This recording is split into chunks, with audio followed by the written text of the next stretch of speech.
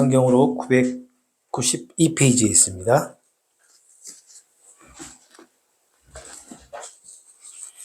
음, 992페이지 찾으셨으면 우리 한 절씩 교독하겠습니다. 주 만군의 여호와께서 이르시되 너는 가서 그 국고를 맡고 왕궁 맡은 자 셈나를 보고 이르기를 내가 여기와 무슨 관계가 있느냐? 여기에 누가 있기에 여기서 너를 위하여 묘시를 하느냐? 높은 곳에 자기를 위하여 묘시를 받고 반석에 자기를 위하여 처소를 쪼아매었도다. 나 여호와가 너를 단단히 결박하고 장사같이 세게 던지되 반드시 너를 오직에 감싸서 공같이 강막한 곳에 던질 것이라. 주인의 집에 수치를 끼치는 너여, 내가 그곳에서 죽겠고 내 영광의 수레도 거기에 있으리라. 내가 너를 내 관직에서 쫓아내며 내 지위에서 낮추리니 그날에 내가 힐기야의 아들 내 종 엘리야김을 불러 내 옷을 그에게 입히며 내 띠를 그에게 띄워 힘있게 하고 내 종권을 그의 손에 맡기리니 그가 예루살렘 주민과 유다의 집의 아버지가 될 것이며 내가 또 다윗의 집의 열쇠를 그의 어깨에 두리니 그가 열면 닫을 자가 없겠고 닫으면 열 자가 없으리라.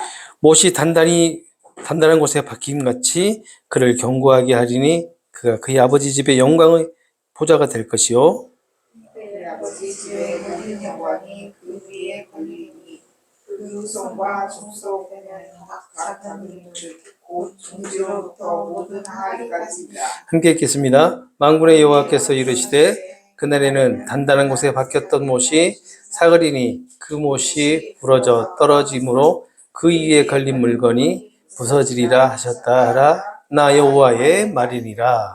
아멘. 오늘 본문 우리가 쭉 한번 읽어봤는데요. 대충 어떤 내용인지는 아마 감을 잡으셨을 것이라고 생각이 합니다. 왜냐하면 우리가 지난 시간에 1절에서 14절까지의 말씀을 통해서 어땠어요? 남유다, 환상의 골짜기라는 것을 보여주면서 남유다가 반드시 하나님의 심판을 받게 될 것이다. 왜 하나님의 심판을 받게 되느냐? 남유다의 주변에 있는 그 열방들을 심판하시겠다고 예언을 했던 하나님의 이 말씀이 누구에게까지 임하게 되죠? 남유다에게까지 임하게 됩니다. 하나님의 특별한 백성이었던 남유다의 이름이 열방들 사이에서 같이 있게 된다는 것은 남유다 역시 하나님의 심판에서 벗어날 수 없다는 것을 우리가 살펴보았단 말이에요. 하나님께서 맺어주신 특별한 관계를 상실하게 된 그 남유다는 그저 특별한 나라, 특별한 민족, 특별한 백성이 아니라 그냥 세상에 속한 나라들, 그 나라들 중에 하나에 불과하게 되고 결국은 세상에 속한 나라들은 하나님의 심판에서 벗어날 수 없다라는 것이 지난 시간의 내용이에요. 그래서 지난 시간에 우리가 회개하지 않는 그런 남유다의 모습을 살펴보았단 말이에요. 남유다의 모습을. 오늘 우리가 지난 시간에 이어서 유다의 왕궁을 맡은 자들, 그러니까 유다 민족을 다스리는 고위 관직에 있는 사람들을 통해서 하나님께서 어떠한 예언을 하시는지, 남유다에 대해서 어떠한 예언을 하셨는지를 오늘 살펴볼 겁니다. 결국은 오늘 말씀의 결론도 남유다가 멸망에 이르게 될 것이다 라는 말씀으로 마무리가 되죠.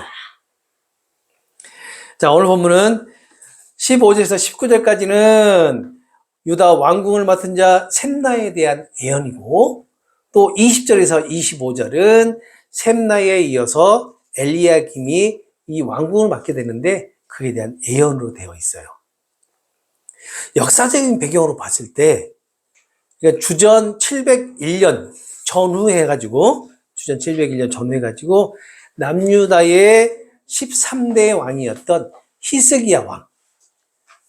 남유다가 왕이 20명이 있어요. 그 중에서 13번째 왕이었던 히스기야 왕이 왕위에 오른 지 14년째 되던 해일 정도 된 것 같아요. 아수르의 그 사네립 왕이 유다를 공격해서 유다 예루살렘을 제외하고 남유다의 모든 땅들을 점령을 합니다. 그리고 예루살렘 성을 이렇게 삥 둘러서 포위를 하게 되죠. 바로 그 시기예요. 그 시기. 이때 그 남유다의 히스기야 왕궁의 그 최고 지휘자였던 셈나와 엘리야김. 이 엘리야김은 아무래도 히스기야 왕의 측근이었겠죠. 최측근이었고, 히스기야 왕을 도와서 아수르에 대한 정책을 결정하고 또 집행하는 그런 핵심 인물이었을 것으로 추정이 돼요. 자, 먼저 15절을 보시게 되면 국고 맡은 자 셈나가 등장을 합니다. 이 국고라는 것은 뭘까요? 아무래도 남유다의 모든 창고를 관리하는 자가 되겠죠. 어떻게 보면 병기부터 시작해서 식량, 각종 금은 보화를 다 다루는 그러한 자가 될 수 있습니다. 어떻게 이게 가장 왕 바로 다음으로 높은 고위의 관직이다라고 할 수가 있죠. 하나님은 이사야 선지자에게 바로 이런 셈나에게 전할 말씀을 이사야 선지자에게 주십니다. 여기에서 셈나는요, 열왕기하 18장 18절을 보니까 이렇게 나와 있더라고요. 고위급 서기관으로 아수르의 사네립 왕이 예루살렘 포위했을 때 협상을 하기 위해서 파견된 자입니다. 자, 이때 협상을 할 때 같이 나갔던 인물이 누구냐면 바로 엘리야김이에요. 엘리야김도 역시 마찬가지 사네립 왕과 같이 협상할 때 그때 같이 나가게 되죠. 16절을 보시면 하나님이 기뻐하지 않는 일을 셈나가 하고 있다라는 것을 볼 수가 있어요. 16절 제가 한번 읽어보겠습니다. 내가 여기와 무슨 관계가 있느냐? 여기에 누가 있기에 여기서 너를 위하여 묘시를 파느냐? 높은 곳에 자기를 위하여 묘시를 받고 반석에 자기를 위하여 초소를 쪼아내었도다 라고 한단 말이에요. 여기서 내가 여기와 무슨 관계가 있느냐라는 이 질문에 아마 많은 해석자들이 이렇게 해석을 하더라고요. 다시 말해서 셈나는 왕족이 아니었단 말이에요. 다시 말하면 이 묘실은 다윗 왕가의 묘실이에요. 이 다윗 왕가의 묘실은 다윗의 자손들만 그리고 왕들만 들어갈 수 있는 그런 곳이에요. 그런데 셈나라고 하는 이 국고를 맡은 자가 바로 그 왕실의 묘에 자신의 묘를 만들었다는 거예요. 지금 그것을 얘기하고 있는 겁니다. 유다 왕국의 살림을 맡아서 관리하는 총책임자였던 셈나에게 찾아가서 이렇게 얘기하라고 합니다. 너는 도대체 이 나라에서 무엇을 하는 사람이냐? 누가 여기에다가 내 무덤을 만들어 놓으라고 했느냐? 도대체 내가 무슨 권리로 이 높은 곳의 바위에다가 내 무덤을 팠느냐? 내 사후에 안식처를 왜 여기에다 꾸며 놓았느냐? 라고 하나님의 말씀을 이사야 선지자를 통해서 셈나에게 전하라라고 지금 예언을 하고 있는 겁니다.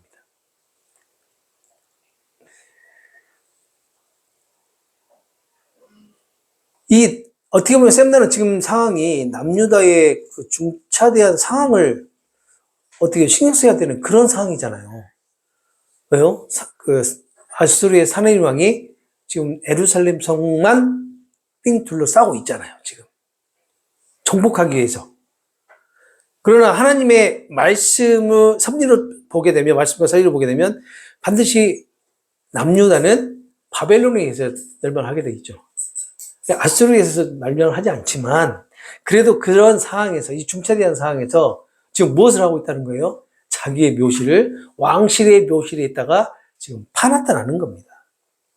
높은 곳에서 초소를 쪼아내었다라는 것은 바로 그 셈나의 헛된 야망의 높이를 상징하고 있는 거예요.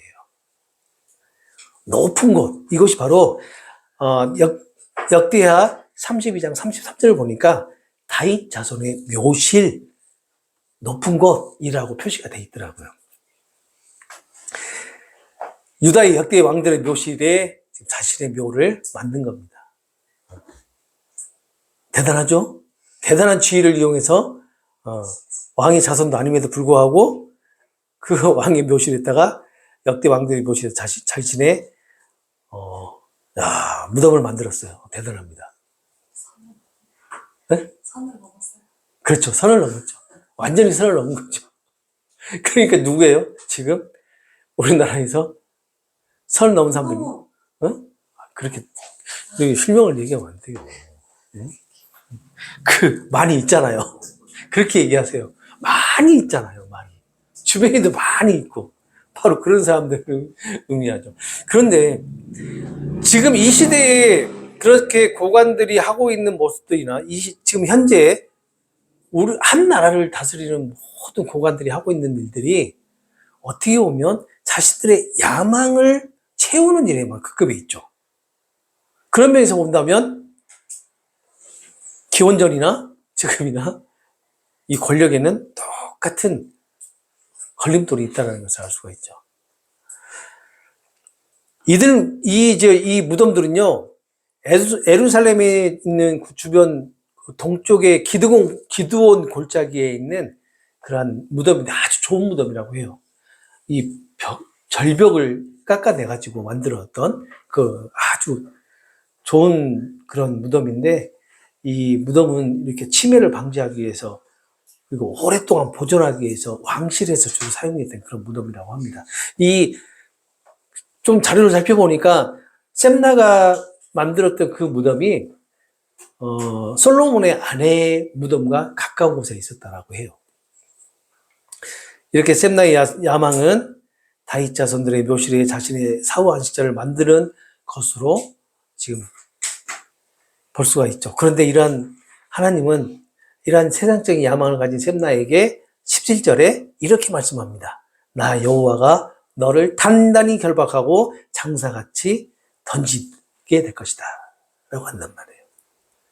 단단히 붙드셔서 예루살렘 높은 곳에 왕수처럼 묵히고자 하는 그러한 셈나의 바람과는 정반대로 단단히 결박한 채로 공처럼 말아서 광활한 지역으로 던져버리시겠다라고 한단 말이에요. 그리고 18절에 반드시 너를 모질게 감싸서 공같이 광막한 곳에 던질 것이라 주인의 집에 수치를 끼치는 너요. 주인의 집에 수치를 끼치는 너가 누구예요? 하나님의 집에 수치스러운 일을 하고 있는 셈나를 제게 얘기하고 있는 거죠. 너는 그곳에서 죽겠고, 아마 그곳에서 죽겠다라고 하는데, 뒤에도 얘기하겠지만, 이곳이 아마 아수르일 것이다 라고 추정을 해요. 셈나가 죽은 곳이. 내 영광의 수레도 거기에서 있으리라. 국고를 맡은 담당자였으니, 그 국고 창고에서 아주 좋은 그 마차 있죠. 그 마차를 끌고 나갔겠죠. 바로 그것을 얘기합니다. 그 영광의 수레도 거기에 있으리라. 어디에요? 그가 죽는 그곳에. 즉 다시 말하면 아까도 얘기했던 광활한 곳. 하나님께서 공같이 말아서 던져버린 곳. 그곳에 있으리라. 그곳이 어디라고요? 아수르로 수령이 된다는 거죠. 아수르로. 내가 너를 공처럼 돈을 감아서 드넓은 땅에 던져버리겠다. 거기서 너는 수치와 오욕 속에서 죽게 될 것이고, 내가 즐겨 타던 너의 그 화려한 마차도 거기에 덩그러니 버려질 것이니, 정녕 너는 너의 왕궁의 수치가 될 것이다 라는 겁니다. 너의 왕궁의 수치가, 이것이 하나님의 왕궁의 수치가 아니라 셈나 자신의 왕궁의 수치를 말하는 거예요. 셈나 자신만의 왕궁에, 자신만이 쌓았던 그 야망으로 쌓았던 왕궁의 수치가 될 것이다 라고 얘기하는 거예요. 아까도 얘기했지만 여기서 보게 되면 18절에서 그곳이라는 표현이 나오는데, 이것은 16절에 여기라고 하는 곳과 좀 대조가 됩니다. 16절에서 보게 되면 16절에 여기라는 이곳은 바로 예루살렘 성을 가리키고, 18절에 그곳은 수치스러운 이국 땅을 말하는 거예요. 그러니까 이 유대인들은요, 이국 땅에서 최후를 맞이하는 것이 최고의 불행으로 간주를 했어요. 최고의 불행으로. 그런데 이러한 최고의 불행을 간주하고 있는 이 유대인이었던 셈나에게 이국 땅에서 너의 마지막을 맞이하게 될 것이다 라고 얘기를 하는 겁니다. 아까도 말씀드렸지만 그 이국 땅인 아수르로 추정이 되고, 그곳에서 셈나는 최후를 맞이하게 됩니다. 그러면서 19절에 하나님은 셈나의 지위를 낮추시고 셈나를 관직에서 내쫓으시겠다고 말씀을 하시죠. 그리고 이어지는 20절을 보시게 되면 셈나의 지위와 관직을 이어받을 후임에 대한 예언을 하시는데 그가 누구예요? hil기야의 아들 내종 엘리야김입니다. 잘 보세요. 표현이 좀 그렇죠? 나의 종. 하나님께서 그렇게 예언을 하셨다는 거예요. hil기야의 아들 나의 종 엘리야김이라고 말씀하셨다는 겁니다. 엘리야김은 우리 이사야서 36장 3절에 셈나와 다시 한번 언급이 됩니다. 셈나 다시 언급이 돼요. 그때 또 가면 살펴볼 거예요. 엘리야김 이름 앞에 내 종, 나의 종이라는 수식어를 첨가한 것은 그가 엘리야김이 여호와 하나님의 충실한 종으로서 셈나와 대조적인 인물이었다라는 것을 나타내기 위함이죠. 야망에 쌓여 있었던 셈나와 대조적인 인물 누구? 엘리야김. 이렇게 보시면 됩니다. 21절과 22절을 보시겠습니다. 내 옷을 그에게 입히며 내 띠를 그에게 띄워 힘있게 하고 내 정권을 그의 손에 맡기리니 그가 예루살렘 주민과 유다의 집의 아버지가 될 것이며 내가 또 다윗의 집의 열쇠를 그의 어깨에 두리니 그가 열면 닫을 자가 없겠고 닫으면 열 자가 없으리라. 얼마나 영광스러운 자리인 거예요. 자, 내 옷을 그에게 입히며 내 띠를 그에게 띄워 힘있게 하고 내 정권을 그의 손에 맡기니 모든 것을 다 준다는 거예요. 모든 것을. 여기서 옷과 띠는요. 옷과 띠는 제사장들의 옷을 입는 옷을 의미합니다. 그런데 여기서 제사장이 아닌 엘리야김에게 이렇게 옷과 띠를 주겠다라고 하는 표현은 아마 이 궁정의 궁궐의 고관들에게 하나의 의식처럼 그런 관직을 수여하는 그런 표현인 것 같아요. 그러니까 이게 제사장들의 특권을 빼앗은 것이 아니라 이게 원래는 제사장들에게만 해야 되는 표현인데 그런 제사장들의 특권을 빼앗는 것이 아니라 고위 관직들에게도 아마 이러한 표현들을 했던 것으로 보여진다는 얘기입니다. 셈나의 모든 권력과 신분을 엘리야김에게 주어서 왕국을 다스리는 자로 세우시겠다. 이 왕국을 다스리는 자로 세우시겠다라는 이 말의 표현에서 언뜻 생각나는 게 있나요, 혹시? 떠오르는 게 있나요? 유다의 회복. 유다가 지금 어때요? 아주 위험한 상황에 처해져 있잖아요. 그런데 이렇게 나의 종이라고 하는 엘리야김을 세워서 유다를 회복시키시겠다라고 하는 그런 의지가 좀 담겨져 있는 겁니다. 다윗의 집의 열쇠는 큰 권위를 나타낸다고 말씀드렸죠? 이 다윗의 집의 열쇠라는 의미를 좀 더 살펴보니까 어떤 의미가 있냐면요. 유다 왕 앞에 사람들이 나오는 것을 허락하고 또 나오지 못하게 하는 그런 권위가 있어요. 아무나 유다의 왕 앞에 나갈 수 없잖아요. 그러죠? 그 유다 왕 앞에 나갈 수 있도록 허락하는 것이 바로 이 다윗의 집의 열쇠를 가진 자라는 의미입니다. 그러한 권력을 가진 자예요. 권위를 가진 자예요. 이 열쇠는 계시록에 보게 되니까 3장 7절에서 언급을 하는데 이 요한계시록 3장 7절에 언급된 것은 예수 그리스도 자신에게 적용을 한단 말이에요. 하나님 앞에 나아갈 수 있는 열쇠를 진 사람이 누구예요? 예수님이시잖아요. 그죠? 바로 그것을 의미하고 또 이 열쇠가 이 권위와 연관되어 있다라는 비슷한 예가 시장에서 한번 나오죠. 마태복음 16장 19절에 나오는데 그 마태복음 16장 19절에 나오는 게 뭐예요? 예수님이 베드로에게 천국 열쇠를 맡기시는 장면이에요. 그렇지만 이 예수님께서 베드로에게 천국 열쇠를 맡기시는 것은 제자들에게 보여주시는 신뢰를 의미합니다. 신뢰. 예수님 자신을 제자들에게 나타내신 거라고 볼 수가 있는 거예요. 천국 열쇠를 통해서. 이 정도로 엘리야김에게 이 권력이 누구한테 있었어요? 셈나에게 있었어요. 그랬으니 왕의 그 묘실에 자신의 묘까지 팔 수 있었겠죠. 네. 계속해서 23절을 보시게 되면요. 엘리야김이 못이 단다는 곳에 박힘같이 그를 경고하게 하리니 그가 그의 아버지 집의 영광의 보좌가 될 것이요 라고 합니다. 여기서부터 참 좋은 말인 것 같은데 조금씩 이제 위험해지기 시작합니다. 못이 단다는 곳에 박힘같이, 그러니까 아주 튼튼한 벽에 못이 박히면 어떻게 해요? 흔들리지 않아요? 흔들리지 않죠. 흔들리지 않는 그런 견고한 지위를 세워주시겠다라고 이렇게 하시는 건데, 또한 그가 그의 가문의 영광을 크게 빛내는 사람이 되고, 그러겠죠? 어느 한 가문의 한 사람이 다윗 그 가문의 열쇠를 진다라고 하면 왕 앞에 나갈 수 있는 그런 자들을 선발하고 또 허락할 수 있는 그런 특권을 가진 자라면 그 가문에 딸려있는 식구들은 어떨까요? 이 엘리야김의 집안 전체가 그에게 어떻게 돼요? 소속돼 있어서 부요함과 영광을 누리게 되지 않을까요? 예를 들어서 제가 만약에 목사가 아니라 만약에 국무총리가 됐다, 국회의원이 됐다, 그러면 어떨까요? 정답이죠, 정답. 맞습니다. 누구나 다 마찬가지예요. 그렇잖아요.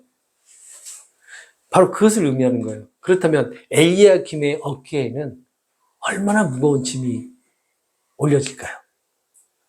이게 하나의 지금 하나님의 회복이라고 하는 그런 메시지가 포함되어 있지만 그 가운데 엘리야김의 그 어깨에 지어지는 그 무거운 짐도 함께 지금 메시지를 좀 주고 있는 거예요. 그러다 보니까 어떻게 돼요? 24절에 그의 아버지 집의 모든 영광이 그 위에 걸리리니 그 후손과 족속되는 각 작은 그릇 곧 종지부터 모두 하나리까지.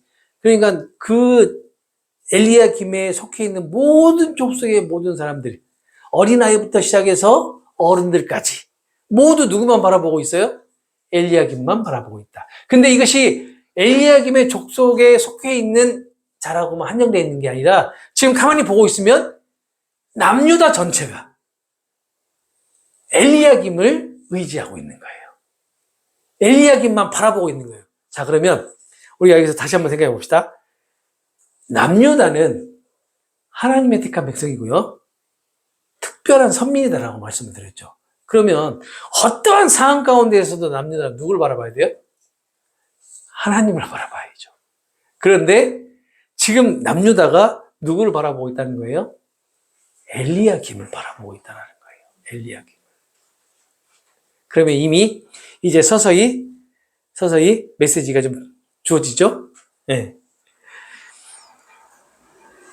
하나님이 이사야 선지자에게 이러한 남유다를 보시면서 이 단단한 튼튼하게 이 벽에 박혀있는 이 못조차도 어떻게 된다고 말씀하고 있죠?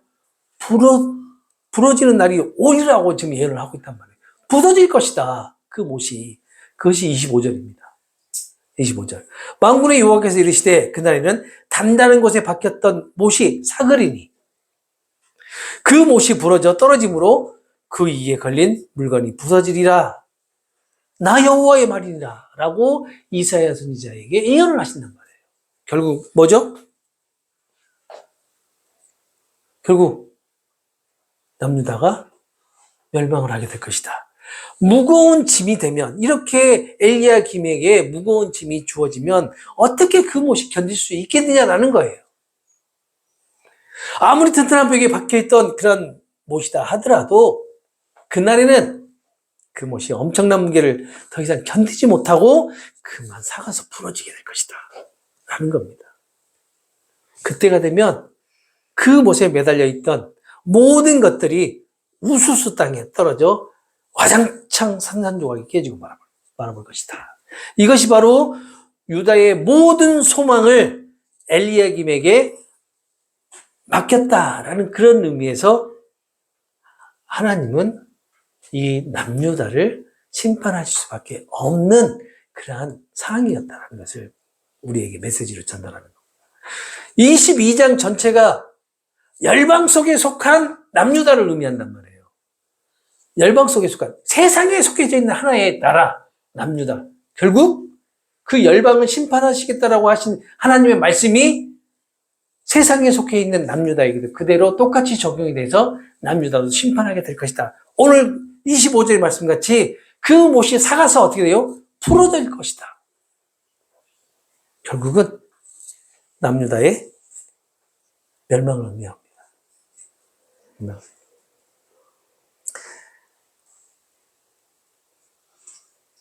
왕궁의 권력을 장악했던 셈나, 그 셈나가 다윗 왕조를 멸망의 손으로 빠뜨리게 되자 하나님께서는 그 왕국에 개입을 하셔서 hil기야의 아들 엘리야김을 셈나를 대신하십니다.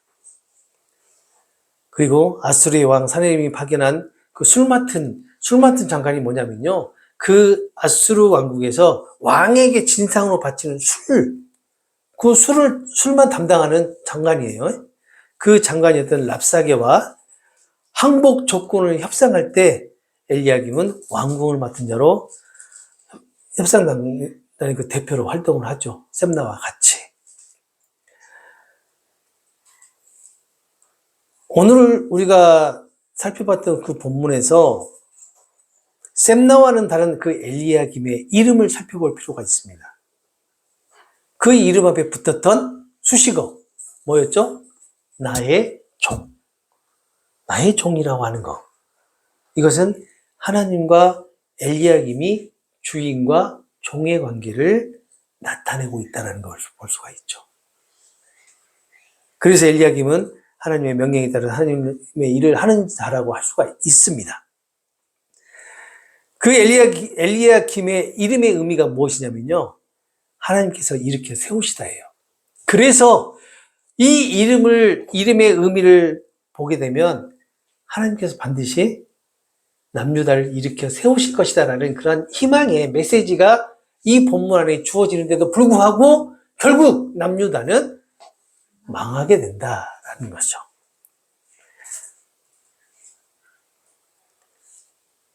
그 남유다의 멸망을 이 엘리야김의 그 어깨에 이어졌던 그 무게를 이기지 못하고 파멸하게 되는 것으로 우리가 볼 수가 있는데, 25절에 갑자기 변환된 그러한 상황들 가운데 주시는 메시지가 바로 그것을 의미하고 있습니다. 결국은 유다 왕국에 대한 회복의 메시지가 들어가 있지만 하나님의 심판으로 포로로 잡혀가게 될 것을 지금 예언하고 있는 거예요. 그래서 22장 전체의 내용이 바로 하나님의 심판이 임하게 될 것이다 라는 그런 메시지로 마무리가 되는 겁니다. 자, 오늘 우리가 본문을 살펴봤는데 몇 가지를 한번 우리가 생각해 볼 필요가 있을 것 같아요. 셈나의 욕망. 이 셈나의 욕망이 이런 위기에 처해져 있는 상황에서도 나의 유익만을 이렇게 챙기는 그런 모습을 통해서 이 욕망이 오늘을 살아가고 있는 우리에게는 어떻게 적용이 될 것인가? 나의 모습이 아닐까요? 나는 그렇게 고백을 하고 싶습니다. 아무리 이 나라가 위태로운 상황에 처했다 하더라도 나는 다 자신의 욕망을 채우기 위해서 그 순간도 노력을 하고 최선을 다하겠죠. 근데 그게 나뿐만이 아니라 우리나라에 살고 있는 모든 한 사람 한 사람들이 그렇게 생각을 할 것이고요. 또 그렇게 행동을 하게 되지 않을까. 이게 한 나라가 멸망을 하는 그러한 징조가 바로 이런 거죠. 한 나라에 위급한 상황이 생겼을 때 그 나라를 살리기 위해서 모여드는 것이 아니라 그 나라에서도 그 위급한 상황에서도 나의 유익을 쫓아가기 위해서 모이는 것이 아니라 흩어지는 그런 모습들. 이것이 한 나라의 멸망의 모습이 아니겠냐는 겁니다. 위태로운 우리의 현실이 아닐까 싶습니다. 이 나라의 현실이 아닐까 싶기도 하고요. 왜 이렇게 그리스도인들이 하나님을 신뢰하는 것을 거부할까? 오늘 본문을 통해서 하나님의 선민이라고 하는 선택된 백성들이 왜 하나님을 신뢰하지 못하는 것일까? 그것에 대해서도 한번 생각을 해볼 필요가 있을 것 같아요. 어떨 것 같아요, 여러분들은? 왜 우리는 왜 하나님을 신뢰하지 못하죠? 뭐, 눈에 보이지 않으니까. 첫째. 그리고, 왜냐하면 사람은 내 눈에 보이는 것을 먼저 믿기 때문에. 그래서 내가 재림의 예수다 하면 그냥 믿는 거예요. 그게 이단인데, 가짜인데, 사입인데. 그러니까 믿는 거예요. 믿고 막 따라가는 거예요. 그 사람이 계속 어떤 거짓된 액션을 취하더라도 그것에 그냥 흠뻑 넘어가 버리는 거죠. 왜 그리스도인들이 보이지 않는 하나님, 그러니까 뭐, 보이지 않죠? 왜 하나님을 신뢰하는 것을 거부할까? 내 눈에 보이는, 내가 피부로 느껴지는 그러한 하나님의 은혜, 하나님의 사랑, 하나님이 임하신다라는 것을 우리가 느끼지 못하고 있기 때문에 그런 건 아닐까. 그것도 한번 생각해 볼 필요가 있다라고 생각을 합니다. 오늘 본문을 통해서. 과연 남유다 백성들이 하나님을 의지했어야 했는데 왜 하나님을 의지 못하고 엘리야kim만을 의지하게 되었을까라는 것. 이것을 한번 생각해 보자는 겁니다. 이것을. 그리고 남유다의 유일한 소망이 하나님이셨다면 오늘을 살아가고 있는 그리스도인들의 유일한 소망은 무엇일까? 대답해 보세요. 나의 잘됨. 그게 소망이 아니에요. 우리 오늘 살아가는 그리스도인의 소망이 하나님이셔야 되잖아요. 바로 그것을 오늘 이 본문은 말하고 있는 것이 아닌가 싶습니다. 여러분들의 소망은 어디 있습니까? 방금 얘기했죠? 나의 잘됨. 웃자고 하는 얘기지만 그렇게 한 번씩 얘기를 해줘야 이게 재밌게 공부가 되는 거예요. 우리의 삶에서는 그렇죠. 나타나는 게 나의 잘됨이죠. 사실은. 나의 성공, 나의 부유함, 나의 권력, 나의 영광. 그런데 이것이 결국은 성령이신 예수님의 영이신 성령께서 우리 안에 들어올 때 이것이 부질없다는 것을 깨닫게 되는 거죠. 그러면서 어떤 소망을 갖게 돼요? 하늘 소망을 갖게 되고 하나님 소망을 갖게 되는 겁니다. 이것이 그리스도인의 삶이에요. 우리는 한없이 나라고 하는 것을 중심으로 해서 계속 살아가게 됩니다. 그렇지만 그 삶 가운데서도 순간순간 우리에게 주어지는 메시지가 뭐냐면, 말씀을 통해서 주어지는 메시지가 뭐냐면, 그게 다가 아니야 라는 메시지죠. 그게 다가 아니고 뭐라고요? 하나님이야. 예수님이야. 너희들이 바라보고 너희들이 쫓아야 될 것은 바로 하나님이고 예수님인 것이야. 그런데 있잖아, 너희들 스스로 그것을 할 수 없기 때문에 예수님이신 영이신 성령을 예수님께서 보내셔서 너희 것만 쫓아가고 있는 너희가 하나님을 쫓는 자가 되는 그런 은혜로 살아가게 될 거야 라고 말씀하는 거죠. 여러분들이 그런 은혜를 지금 입고 살아가고 있는 거예요. 여러분들이 그리스도의 삶에서 나의 삶에 열심히 살아가고 최선을 다해 살아갈 때 바로 그러한 하나님의 영이신 성령이 우리 안에 오셔서 우리를 그러한 영광 가운데로 인도하신단 말이에요. 우리는 우리에게 주어지고 우리에게 맡겨진 삶을 그냥 살았을 뿐인데 하나님은 그것을 하나님의 영광으로 받아주신단 말이에요. 왜요? 왜? 하나님이 그렇게 하시겠다고 하셨으니까. 하나님이 우리에게 나타내신 섭리가 바로 그거예요. 자, 오늘 또 우리에게 주어진 그 말씀 가운데 우리가 여러 가지로 생각하게 됐는데, 우리가 방금 나눴던 이 말씀들을 좀 깊이 좀 생각하시고, 우리는 항상 나만을 위해서 살아갑니다. 그렇지만, 나만을 위해서 살아가는 삶 가운데 성령의 임하심에 우리 하나님의 영광 가운데 거하는, 그리고 영광으로 우리를 불러주시고 붙들어 주신다는 것을 깨달으시고, 하나님께 감사하시면서 주어진 삶에 제발 좀 최선을 다해 살아가시기 바랍니다. 정말요. 네. 저는 제 자리에서 최선을 다해서 열심히 살아가고, 또 여러분들은 여러분들의 그 자리에서 최선을 다해서 열심히 살아가시기 바라요. 왜냐하면 그 삶이 어떤 삶이라고 그랬어요?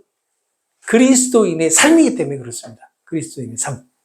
예수쟁이들의 삶이기 때문에 그래요. 그 예수쟁이의 삶을 누가 허락하셨어요? 하나님께서 허락하셨잖아요. 그러니까 최선을 다해 살아가시라는 겁니다. 한가위는 그런 말이 있잖아요. 예수님께서 다 하십니다. 그러니까 어떻게 해요? 그냥 살아. 그럼 말이 안 되는 거예요. 예수님께서 다 하시기 때문에 그냥 살아라? 예수님께서 다 하시고 우리를 인도하시기 때문에 우리에게 주어진 삶을 우리는 최선을 다해 살아가는 거예요. 그리고 성령에 이끌림을 받는 사람은요, 나에게 주어진 삶에 최선을 다해 살아갈 수밖에 없어요. 그게 하나님께서 원하시는 삶이기 때문에. 그게. 뭐, 선한 일을 하고 착한 일을 하라는 얘기 아니에요. 싸울 일 있으면 싸우시고, 최선을 다해서. 네. 싸우세요. 왜? 왜 안 싸우세요? 싸워요? 자, 그러한 얘기예요. 네, 그렇지만, 항상 우리는 그런 가운데서도, 하나님 앞에 나와서, 하나님 죄송합니다. 하나님께서 저에게 사랑이라고 말씀하셨는데, 저는 오늘 또 미움으로 다퉜습니다. 라고 고백하게 되잖아요. 이런 나를 용서하셔서. 이게 그리스도의 삶이 아닐까요? 네. 자, 기도하겠습니다. 하나님 감사합니다.